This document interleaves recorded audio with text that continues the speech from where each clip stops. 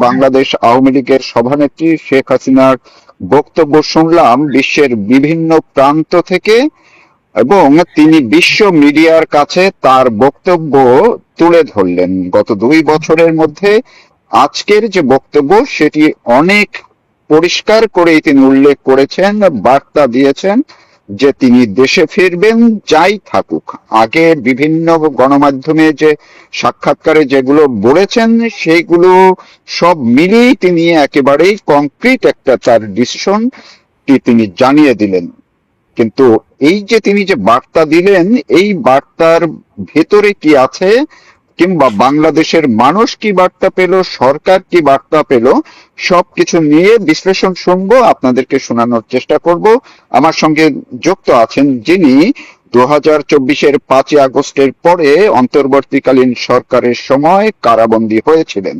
আছেন ঢাকা বিশ্ববিদ্যালয়ের অধ্যাপক, আইনের অধ্যাপক প্রফেসর শেখ হাফিজুর রহমান কার্জন। আমি আপনাকে শুভেচ্ছা জানাচ্ছি, ধন্যবাদ জানাচ্ছি আমাকে সময় দেওয়ার জন্য। আপনি শুনছেন আশা করি। হ্যাঁ, তৌফিক মারুফ ভাই, আপনাকে ধন্যবাদ, এবং আপনার মাধ্যমে যারা অনুষ্ঠান দেখছেন শুনছেন তাদেরকে আমার শুভকামনা। তো জি, আমি আপ- শুরুতে একটু জানতে চাই আপনার কাছ থেকে। আমি আশা করছি এবং নিশ্চিত যে আপনিও শেখ হাসিনার বক্তব্য শুনেছেন। ওইখানে সজীব ওয়াজেদ জয় বক্তব্য দিয়েছেন, আরো অনেকেই দিয়েছেন, সেই বিষয়ে যাব না। শেখ হাসিনা যে বক্তব্যটা আজকে দিলেন, আমি একটু গভীর বিশ্লেষণে যাওয়ার আগে আপনি কি বার্তা পেলেন সেইটুকু আগে একটু শুনতে চাই। হ্যাঁ, আমি খুব মনোযোগ দিয়ে আমি আহ, অনুষ্ঠানটা পুরোটাই দেখেছি। যদিও সরকারি একটা নিষেধাজ্ঞা ছিল, কিন্তু আপনার যেটা হয় যে সরকার নিষেধাজ্ঞা দিয়ে যেটা হয়েছে, মানে এটা আরো বেশি লোকজন দেখেছে। সরকারি নিষেধাজ্ঞা দেওয়ার যেটা উদ্দেশ্য ছিল যে লোকজন যেহেতু এটা কম দেখে, এবং যেটা ইতিমধ্যেই আমরা খবর পেয়েছি যে আওয়ামী লীগের যে অফিসিয়াল ফেসবুক পেজ, সেখানে লক্ষ লক্ষ মানুষ দেখেছেন। তারপরে বঙ্গবন্ধু কন্যা সাবেক প্রধানমন্ত্রীর সাবেক আইসিটি উপদেষ্টা সজীব ওয়াজেদ জয়, তার ফেসবুক পেজ থেকেও লক্ষ লক্ষ লোক দেখেছেন, এবং বিভিন্ন ন্যাশনাল ইন্টারন্যাশনাল যে আপনার সংবাদ মাধ্যম সেটিকে যথেষ্ট গুরুত্ব দিয়ে প্রচার করেছে। এবং আমি আসলে এটা বাংলাদেশে গণতন্ত্র মানে নানা সময় আমরা বলি যে খুব শক্তিশালী হচ্ছে না, নাজুক গণতন্ত্র নাজুকই থেকে যাচ্ছে। কারণ মাননীয় প্রধানমন্ত্রী তারেক রহমান তিনি যখন লন্ডনে ছিলেন, তার বক্তব্যের ব্যাপারেও এরকম নিষেধাজ্ঞা দেওয়া হতো। হ্যাঁ, এবং আরেকটা ভিন্ন প্রেক্ষাপটে বঙ্গবন্ধু কন্যার যে আপনার ওনার বক্তব্য নিয়ে যে নিষেধাজ্ঞা দেওয়া হলো, মানে এই প্রোগ্রামটা নিয়ে, সেইটা আসলে কোনোভাবে আইনের সাথেও সঙ্গতিপূর্ণ নয়, তারপরে সংবিধানের সাথেও সঙ্গতিপূর্ণ নয়। আর এই ইনফরমেশন টেকনোলজির যুগে তো একদম মানে অর্থহীন একটা বিষয়। মানে ইনফরমেশন টেকনোলজির এই দিনে আপনি তো মানে একটা দেশের ভেতরে যদি আপনার জুরিসডিকশন থাকে তাহলে আপনি নিষেধাজ্ঞা দিতে পারেন, আপনি সেটাকে রেগুলেট করতে পারেন। কিন্তু যখন আইসিটির তো কোনো সীমানা নাই, আপনি কোথায় বসে আছেন, আপনি বিশ্বের এক প্রান্তে বসে আছেন, আমি আর এক প্রান্তে বসে আছি, এই তো কথা বলছি। হ্যাঁ, তো এইটা কি আপনি নিষেধাজ্ঞা দিতে পারেন? হ্যাঁ, হ্যাঁ, যদি সেটা সন্ত্রাস হয়, যদি সেটা আপনার দেশের সার্বভৌমত্ব বিরোধী হয়, যদি আপনার সেটা মাদকের সাথে জড়িত থাকে, যেটা যদি মানে হিউম্যান ওয়েলবিং সেটাকে কোনোভাবে বিঘ্নিত করে। এখন আপনি যে প্রশ্নটা করেছেন, আমি প্রথমত যে বার্তাটা পেয়েছি বঙ্গবন্ধু কন্যার কাছ থেকে সেটা হচ্ছে যে তিনি তার প্রত্যাবর্তন নিয়ে নানা মহলে নানা রকম কথাবার্তা হয়েছে, নানা রকম আগ্রহ ছিল, কোটি কোটি মানুষের ভেতরেও অনেক আগ্রহ ছিল।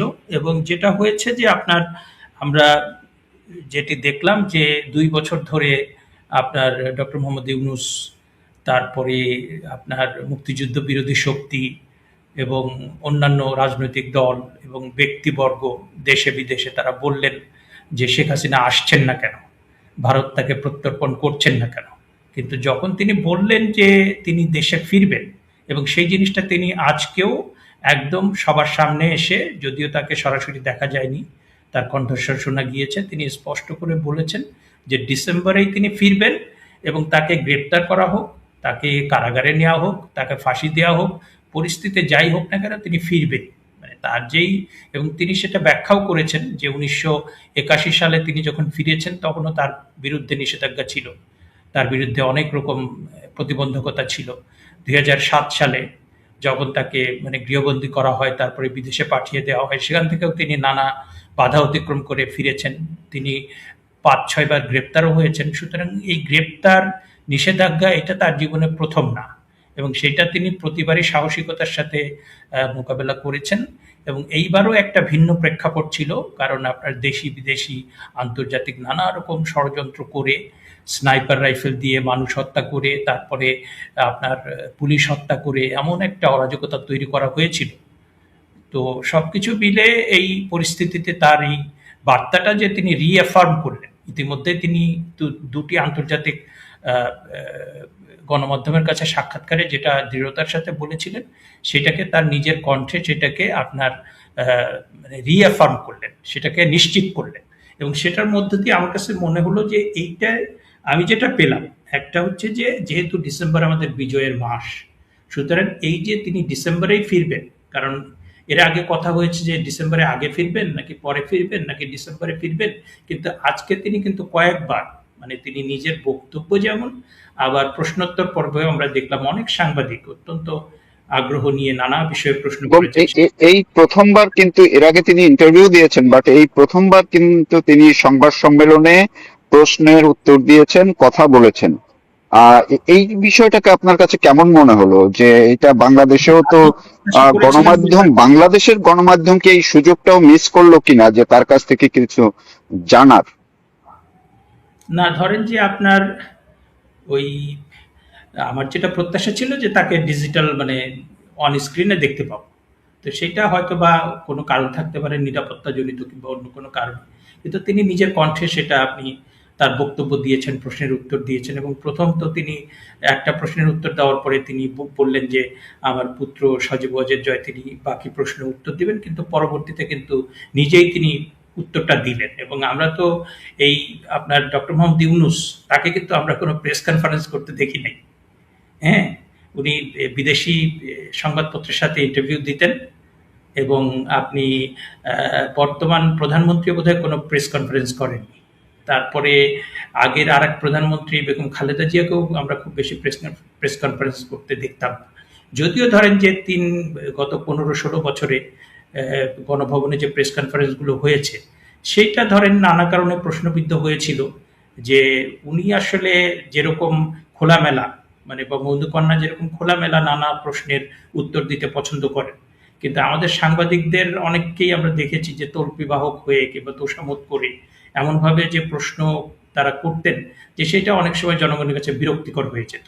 কিন্তু আজকে ধরেন তিনি যেভাবে ফেস করলেন, যেভাবে সব ধরনের প্রশ্নের উত্তর দিলেন, সেইটা তো আমরা মানে সেটা তো মানে সব মহলই প্রশংসা করবে।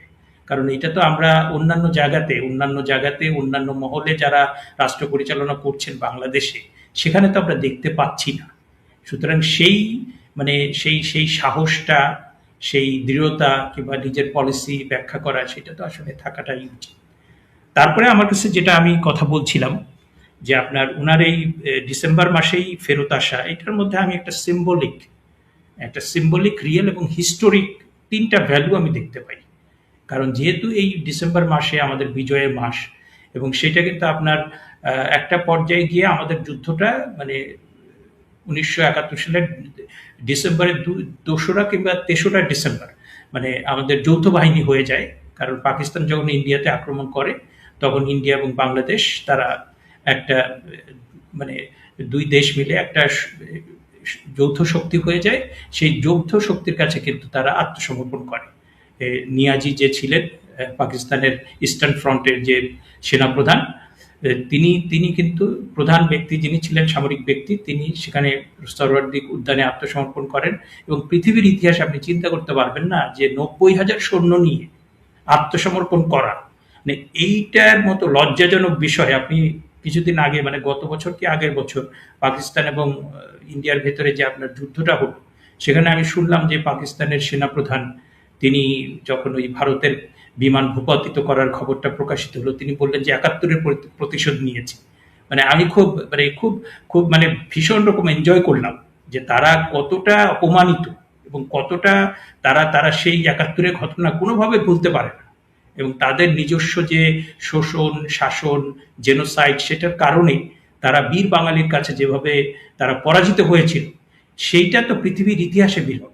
সুতরাং সেই ডিসেম্বর মাসে বঙ্গবন্ধু কন্যা ফিরে আসার যে ঘোষণাটা দিয়েছেন এবং ৫ই আগস্টের পরে ধরেন সেটা আমরা বারবার বলেছি যে তারা যে রাষ্ট্র সংস্কারের প্রতিশ্রুতি দিয়েছিলেন, তারা গণতন্ত্রকে শক্তিশালী করার প্রতিশ্রুতি দিয়েছিলেন, মানবাধিকার সংরক্ষণের প্রতিশ্রুতি দিয়েছিলেন, তার ধারে কাছে তো তারা নাই।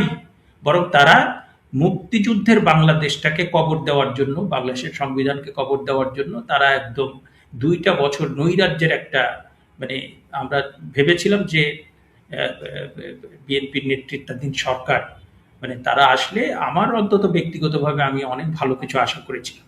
তো অনেক ক্ষেত্রেই আমি সেটা দেখতে পাচ্ছি না।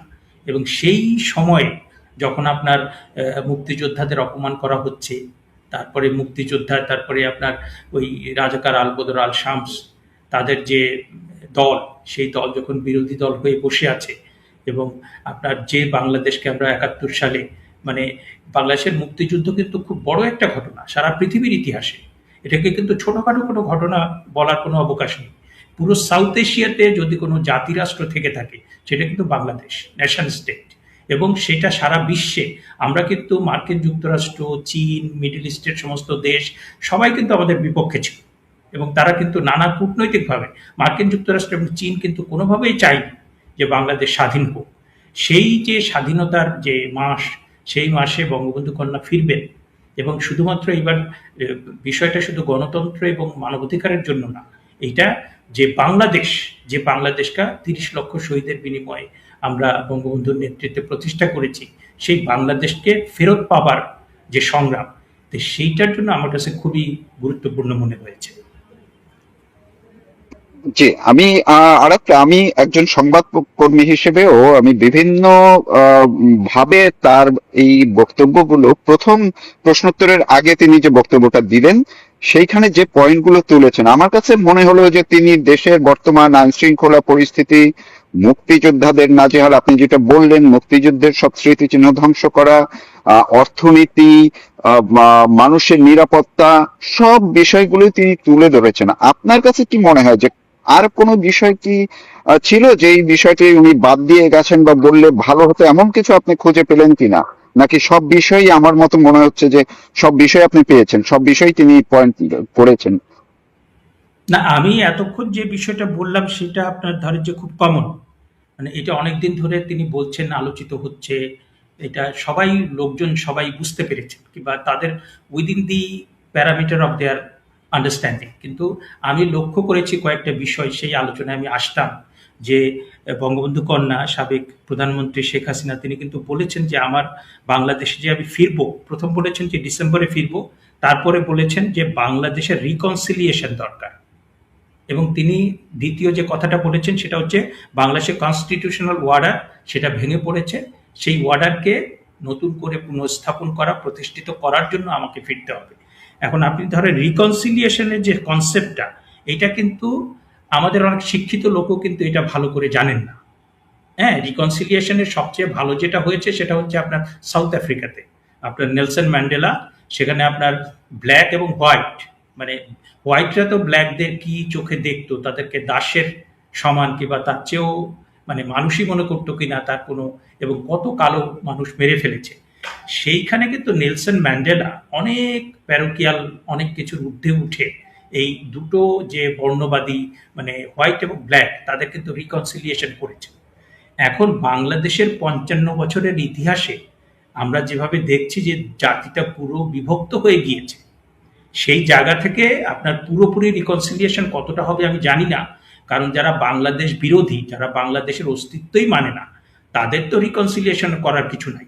কিন্তু বাংলাদেশের অস্তিত্ব যারা মানে, মুক্তিযুদ্ধকে যারা মানে, যেভাবেই মানুক, কারণ আপনি মুক্তিযুদ্ধের পক্ষের অনেককেই পাবেন, এখানে আওয়ামী লীগকেও পাবেন, তারাই মূল শক্তি, বামপন্থীও পাবেন, তারপরে আপনি সুন্নি জামাতকেও পাবেন, আপনি কওমীয়, অনেক কওমীওয়ালাদেরও পাবেন। কিন্তু এখানে একটা গোষ্ঠী জামাত শিবির, তারা কিন্তু বাংলাদেশের অস্তিত্ব কোনোভাবেই তারা মানবে না। হ্যাঁ, এখন তাদের ভেতরেও নতুন আমরা দেখেছি যে অনেকেই তাদের যে জামাতে ইসলাম ত্যাগ করে নতুন দল দল করেছেন, হ্যাঁ, তাদের ভিতরে কি রিয়ালাইজেশন আমি জানি না। তবে আমার যেটা মনে হয়, রিকনসিলিয়েশনের কোনো উদ্যোগ যদি নেওয়া হয়, একদম মানে যত সংখ্যক মানুষ, যত বেশি সংখ্যক মানুষকে আমরা মানে ইউনাইটেড করতে পারি, সেটা আমাদের দেশের, কারণ আমরা যদি বিভক্ত থাকি, বাংলাদেশটা যদি বিভক্ত থাকে, তাহলে পরে আমাদের যে অপার সম্ভাবনা সেটা কিন্তু বিকশিত হবে না। আর দুই হচ্ছে যে আমরা যদি আমাদের ন্যাশনাল ইন্টারেস্টে, বিশেষ করে আমি যেটা মনে করি, জানি না কতটুকু কি হবে, মানে আওয়ামী লীগ বিএনপি তারা যদি বাংলাদেশের ন্যাশনাল ইন্টারেস্টে এক না হয়, তাহলে পরে বিদেশি রাষ্ট্রগুলো কিন্তু এটার অনেক সুযোগ নেবে। কারণ আমাদের এখন জিও পলিটিক্স এবং অন্যান্য অনেক কিছু এত বেশি ক্রিটিক্যাল, এত বেশি গুরুত্বপূর্ণ হয়ে গিয়েছে, যে এইখানে আপনার মানে গ্লোবাল পাওয়ার, নানা পাওয়ার, আমরা জানি যে তারা কিন্তু নানাভাবে চাইবে বাংলাদেশটাকে আপনার তাদের স্বার্থে ব্যবহার করতে। আমি যেটা বলছি যে কারো স্বার্থেই আমরা ব্যবহৃত হব না। আবার আমাদের আমাদের গুরুত্বপূর্ণ বন্ধু ভারত, তাদের সাথে আমরা তাদের নিরাপত্তা, তাদের তাদের বাণিজ্য, তাদের আমাদের পানির যে শেয়ারিং, সেটার জন্য ভারত আমাদের গুরুত্বপূর্ণ বন্ধু। আবার ওদিকে বাণিজ্যিক কারণে চীন আমাদের গুরুত্বপূর্ণ বন্ধু।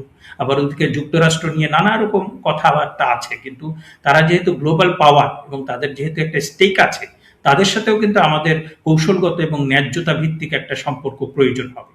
সুতরাং আমার কাছে যেটা মনে হয়েছে যে উনি যে রিকনসিলিয়েশনের কথা বলেছেন, এই জিনিসটা আমার কাছে খুবই ইউনিক মনে হয়েছে। এই কথাটা আমি এর আগে শুনিনি, ওনার মুখে শুনিনি। সুতরাং রিকনসিলিয়েশনের জায়গায় না গেলে বাংলাদেশের কিন্তু আপনার মানে আমাদের যে জাতীয় ঐক্য যদি আমরা প্রতিষ্ঠা করতে না পারি, তাহলে বঙ্গবন্ধু কন্যার নেতৃত্বেই যে সম্ভাবনা বাংলাদেশের তৈরি হয়েছে, সেটাকে এক্সপ্লোর করার জন্যই তো বিষয়টা দরকার।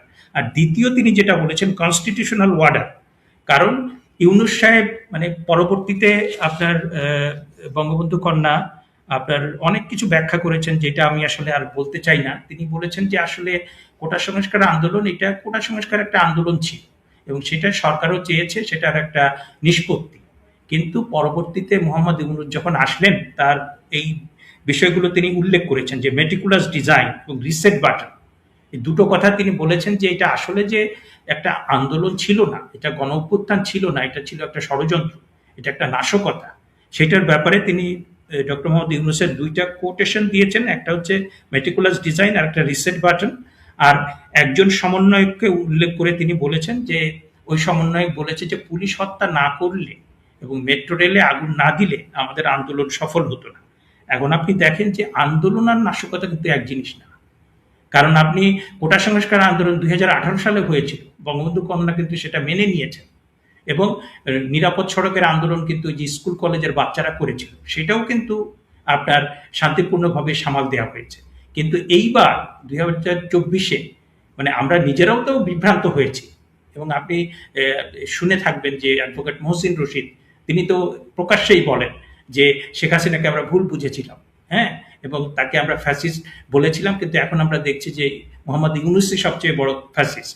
এবং তিনি বলছেন যে মানে বঙ্গবন্ধু কন্যা তাকে মানে তার অনেক কিছুকে তিনি বলছেন যে আমরা ভুল বুঝেছিলাম এবং সেটা আমরা বিভ্রান্ত হয়েছিলাম, এখন বিষয়গুলো আমাদের কাছে পরিষ্কার হচ্ছে। তো এইটা ধরেন আরেকটা যে বিষয়টা আমি মানে বঙ্গবন্ধু কন্যা শেখ হাসিনা এবং তার সাবেক আইসিটি বিষয়ক সাবেক যে উপদেষ্টা সজীব ওয়াজেদ জয়, তারা দুটোই যে কথাটা বলেছেন, যে এই কথাটা হচ্ছে যে আপনার বাংলাদেশের যে নিরাপত্তা, বাংলাদেশে যদি আপনার উগ্রবাদের উত্থান হয়, মানে তিনি যেটা বলছেন যে মোহাম্মদ ইউনূস এবং বাকি যারা আন্দোলনে ছিলেন, তারা বাংলাদেশের রাষ্ট্র সংস্কার, গণতন্ত্র এবং মানবাধিকার, এইটার প্রতিশ্রুতি দিয়ে তারা ক্ষমতায় এসেছিলেন। কিন্তু আসার পরে তারা যেটা করলেন, তারা একটা মবের রাজ্য প্রতিষ্ঠা করলেন এবং তারা উগ্রবাদী দেশে হয়। এবং আপনার মানে মনে হচ্ছে যে গত 2 বছরে বাংলাদেশে পাকিস্তানের ইস্টার্ন ফ্রন্ট, বাংলাদেশ পাকিস্তানের ইস্টার্ন ফ্রন্ট হয়ে গিয়েছে বললেন। এবং বললেন যে বাংলাদেশে যদি আপনার যদি কোনো উগ্রবাদী রাষ্ট্রের উত্থান হয়, বাংলাদেশে যদি জঙ্গিবাদীরা করে, এবং তিনি বললেন যে বাংলাদেশে এখন আসলে গত 2 বছর যেটা হয়েছে যে হিজবুত তাহরির এবং আল কায়দার অভয়ারণ্য হয়ে উঠেছে। এবং এইটা যদি আপনার, এটা একটা ব্যর্থ রাষ্ট্র এবং এইখানে যদি গণতন্ত্র প্রতিষ্ঠা করতে হয়, এখানে মানবাধিকার প্রতিষ্ঠা করতে হয়, এবং বাঙালি আমাদের যে হাজার বছরের ইতিহাস ঐতিহ্য, তাতে করে আমরা একটা মধ্যপন্থার মানুষ কিংবা একটা লিবারেল মুসলিম স্টেট, এই লিবারেল মুসলিম স্টেট যেখানে অসাম্প্রদায়িক একটা চরিত্র আছে, যেখানে একটা আপনার উদার গণতন্ত্র আছে, যেখানে হিন্দু মুসলমানের সমন্বয় আছে, যেখানে বিভিন্ন শ্রেণী পেশার মানুষের একটা, কিন্তু এই নির্দিষ্ট নির্দিষ্ট একটা ধর্মের আপনার সেইটাও আপনার ধরেন যে মানে ইসলাম ধর্মের প্রকৃত রূপ না, তারা নিজেদের যেটাকে পলিটিক্যাল ইসলাম বলে, মানে ইসলামকে নিজেদের সহিংস রাজনৈতিক স্বার্থে ব্যবহার করে তারা তাদের যে প্যারোকিয়াল পলিটিক্যাল ইন্টারেস্ট সেটাকে তারা হাসিল করতে চান, এবং সেটা করতে গিয়ে তারা পুরো বাংলাদেশের যে ল অ্যান্ড অর্ডার সেটা ধ্বংস করেছেন। বাংলাদেশের আপনার অর্থনীতি যেটা আপনার জিডিপির গ্রোথ ছিল 6.8, সেটা এখন প্রায় 3 কত, তারপরে আপনার প্রায় 400-500 কলকারখানা বন্ধ হয়ে গেছে, শিক্ষা প্রতিষ্ঠানে একাডেমি বলে কিছু নাই, পুলিশ তার ঠিকমতো কাজই করতে পারছে না, ব্যবসা বাণিজ্য, এবং এখন তো আমরা নতুন সংকটে, আপনার গ্যাস নাই, ওদিকে তেলের দাম অনেক বেড়ে গিয়েছে, দ্রব্যমূল্য পরিস্থিতি আমরা বুঝতে পারছি না, পররাষ্ট্রনীতি কোন দিকে যাবে। মানে পররাষ্ট্রনীতি আপনার যেটা অনেক বিশ্লেষক বলছেন যে বঙ্গবন্ধু কন্যার সময় পররাষ্ট্রনীতির নানা রকম আলোচনা সমালোচনা হয়েছে, কিন্তু সেই সময় পররাষ্ট্রনীতির যে ফ্লেক্সিবিলিটি ছিল, যে আপনি মানে চীনের সাথেও সম্পর্ক ছিল, বাণিজ্যিক সম্পর্ক, ভারতের সাথেও সম্পর্ক ছিল, মার্কিন যুক্তরাষ্ট্রের সাথেও ছিল, কিন্তু শেষের 2-3 বছরে খুব হার্ডশিপ যাচ্ছিল, তারপরেও যে ফ্লেক্সিবিলিটি ছিল সেই ফ্লেক্সিবিলিটিটা আমরা দেখছি না। কারণ আপনি ভারত যে বৃহৎ প্রতিবেশী, আপনি তার সাথে মানে বাংলাদেশের রাজনীতি, কূটনীতি এখন সবকিছুই ওই ভারত বিরোধিতাকে কেন্দ্র করে আবর্তিত হচ্ছে। এখন আপনি শুধু ভারত ভারত বললে তো হবে না, আপনি চীন দেখেন তার প্রতিবেশী রাষ্ট্রের সাথে কি করে, মার্কিন যুক্তরাষ্ট্র দেখেন তার প্রতিবেশী রাষ্ট্রের সাথে কি করে। সে তো ওই আপনার কিছুদিন আগে একজন প্রেসিডেন্টকে তো তার দেশ থেকে ধরেই নিয়ে আসলো। হ্যাঁ, তো এটা আমি সমর্থন করছি না, আমি বলছি যে বৃহৎ প্রতিবেশী থাকলে তার সাথে ন্যায্যতা ভিত্তিক মানে সম্পর্কটা দরকার। কারণ আমরা যদি ইন্ডিয়ার সাথে কম্পিট করতে চাই তাহলে পরে আমার শিক্ষাকে গুরুত্ব দিতে হবে, আমার অর্থনীতি শক্তিশালী করতে হবে, তাহলে আমি ইন্ডিয়ার সাথে কম্পিট করতে পারবো। কিন্তু আমি যদি রাজনীতি, সস্তা রাজনীতি করতে গিয়ে ইন্ডিয়া বিরোধিতা করি আর তার সাথে আমি যুদ্ধ করতে চাই, তাহলে তো আমার শিক্ষা এবং অর্থনীতিও ধ্বংস হবে, ওদিকে আমি সামরিকভাবেও পারবো না। সুতরাং এই যে একটা কূটমণ্ডূক মানে একটা রাজনৈতিক এবং ডিপ্লোম্যাটিক পলিসি, এটা দিয়ে তো আপনি বাংলাদেশের উপকার হবে না, আর ভারতের উপকার হবে না। এবং আপনি দেখেন জি। যে এই যে বাংলাদেশ থেকে আমাদের এই যে কূটমণ্ডূক, এই ছাত্র নেতারা সেভেন সিস্টার্সে আক্রমণের কথা বলেছে, বারবার ভারতকে অস্থিতিশীল করার কথা বলেছে। ভারত তো এখন মানে তারা তো গত 2-3 বছরে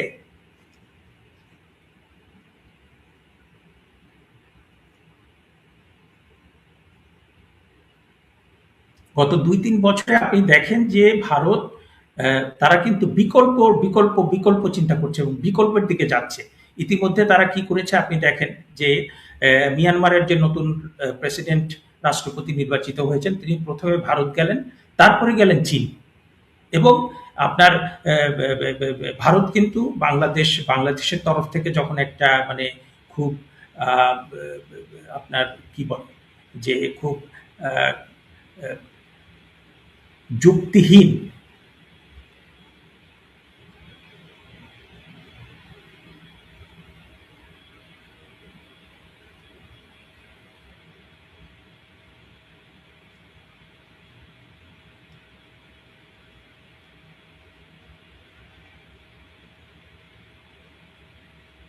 যে দুঃখিত, একটু টেকনিক্যাল সমস্যা হয়ে গিয়েছিল। আমরা একদম শেষ পর্যায়ে আপনি যে ব্যাখ্যাগুলো দিলেন এবং যে কথাগুলো বললেন, আমি এই জায়গা থেকে শেষ একটি প্রশ্ন আপনার কাছ থেকে একটু বিশ্লেষণী শুনে শেষ করব। সেটা হচ্ছে যে তিনি বক্তব্যের শেষ পর্যায়ে শেখ হাসিনা যেই এক ধরনের দাবি যেগুলো করলেন, যে মামলাগুলো প্রত্যাহার করতে হবে, মিথ্যা মামলাগুলো প্রত্যাহার করতে হবে, যারা কারাবন্দী আছে তাদের মুক্তি দিতে হবে, বা ইত্যাদি।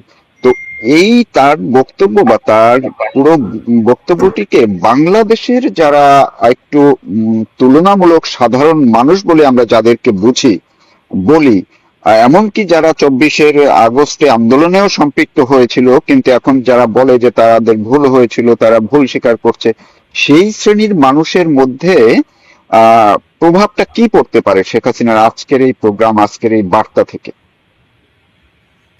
আমার কাছে যেটা মনে হয় যে বাংলাদেশে এক শ্রেণীর মানুষ, মানে তারা আওয়ামী লীগ, বঙ্গবন্ধু শেখ হাসিনা এই বিষয়গুলো সহ্যই করতে পারে না।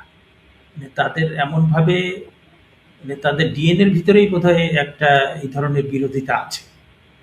আর গত প্রায় অনেকদিন ধরে নানা রকম অপপ্রচারের মধ্য দিয়ে ভারত বিরোধিতা এবং শেখ হাসিনা বিরোধিতা, এটা কিন্তু একটা মানে ভিন্ন রকম একটা মাত্রায় চলে গিয়েছে।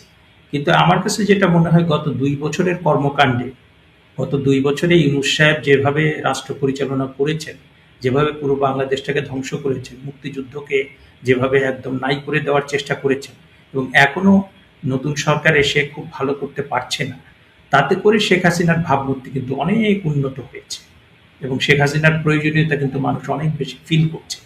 এবং তিনি যে ভারতে চলে গিয়েছিলেন কোন পরিস্থিতিতে, কারণ আমরা অনেকেই সেটা জানি না। এবং তিনি বলেছিলেন, আমি যতটুকু শুনেছি, যে আমার ওনাকে একটা একটা সোর্স বলছে যে ওনাকে বলা হয়েছিল যে গোপালগঞ্জে নিয়ে যাওয়া হচ্ছে। হ্যাঁ, আবার তিনি পরিস্থিতি যখন খুব নাজুক, তখন তিনি বলেছিলেন যে না, আমি কোনোভাবেই দেশ ত্যাগ করবো না, আমাকে এখানেই মেরে ফেলে কবর দিয়ে দাও। হ্যাঁ, তার যে আসলে দৃঢ়তা, সাহস যতটা আমরা দেখেছি, তাতে তো সেইটাই হওয়ার কথা। কিন্তু যে কোনো কারণেই হোক, তিনি ইন্ডিয়াতে চলে গিয়েছেন তার নিরাপত্তার কারণে। কারণ এখানে যারা উগ্রবাদী শক্তি, তারা তো তাকে একদম মানে হত্যা করে টুকরো টুকরো করে ফেলতে চেয়েছিল। হ্যাঁ, তো সেই জিনিসগুলো আস্তে আস্তে মানুষের কাছে পরিষ্কার হয়েছে। এবং এখন কিন্তু মানে দেশের লক্ষ লক্ষ কোটি কোটি মানুষ, তারা কিন্তু বুঝতে পারছে যে বঙ্গবন্ধু কন্যা যদি বাংলাদেশে না আসে, তাহলে পরে কিন্তু এইখানে যে আপনার বাংলাদেশের মুক্তিযুদ্ধ, বাংলাদেশের গণতন্ত্র, বাংলাদেশের মানবাধিকার কিংবা উন্নয়নের, মানে তিনি উন্নয়নের ক্ষেত্রে বাংলাদেশকে যে একটা উচ্চকিত জায়গায় নিয়ে গিয়েছিলেন, সেইটাকে অব্যাহত রাখার জন্য তার ফিরে আসাটা খুবই দরকার। জি, অনেক ধন্যবাদ আপনাকে। দর্শক এতক্ষণ কথা শুনছিলেন, বলছিলেন ঢাকা বিশ্ববিদ্যালয়ের আইনের অধ্যাপক শেখ হাফিজুর রহমান কার্জন। তিনি এই যে বাংলাদেশ আওয়ামী লীগের সভানেত্রী শেখ হাসিনা আন্তর্জাতিক মিডিয়ার কাছে যে এই প্রথমবারের মতো সংবাদ সম্মেলনে অংশ নিলেন, প্রশ্ন নিলেন, উত্তর দিলেন, এবং এই ২ বছরের মধ্যে আজকেই মনে হলো যে তিনি একদম পরিষ্কার। এবং অনেকে বলেন তিনি অসুস্থ, তিনি জীবিত নাই, কিন্তু তার যে কথা বা তার যে কথার টোন, ভয়েস যেভাবে এসছে এবং যেভাবে স্বতঃস্ফূর্ত ভাবে তিনি উত্তর দিয়েছেন, আশা করি তাকে নিয়ে যে বিভ্রান্তি যারা পোষণ করেন, যারা প্রচার করেন,